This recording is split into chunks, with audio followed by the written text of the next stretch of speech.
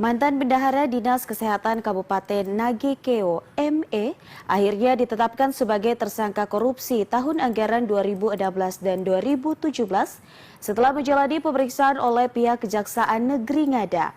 Selanjutnya mantan Bendahara Dinas Kesehatan kemudian dibawa ke Rutan Kelas 2B Bajawa untuk ditahan.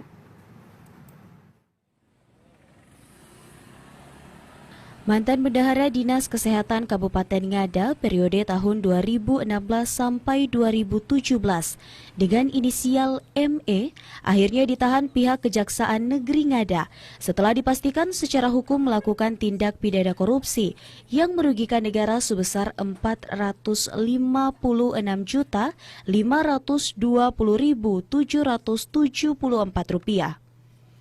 Sebelum penetapan status tersangka, jaksa penyidik telah melakukan pemeriksaan sejumlah saksi dan barang bukti, termasuk melakukan penyelidikan secara intens terhadap sejumlah kasus korupsi yang dilakukan tersangka dengan menyalahgunakan kewenangan sehingga merugikan negara dan mengabaikan hak orang lain.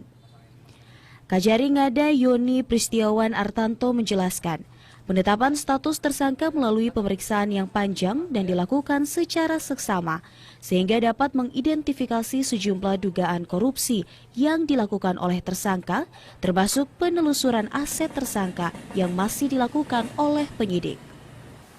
Menetapkan Saudari Matilda Emma selaku Bendahara Pengeluaran pada Dinas Kesehatan Nagekeo tahun 2017 untuk melakukan penyidikan perkara dugaan tindak pidana korupsi dalam penyalahgunaan dana pada Dinas Kesehatan Nagekeo sebesar kurang lebih Rp456.774,35.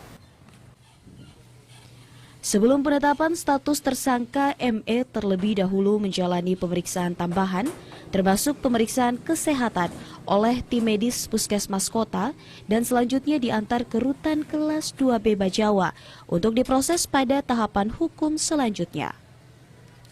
Dari Kabupaten Ngada, Lexi Nunu, TVRI NTT.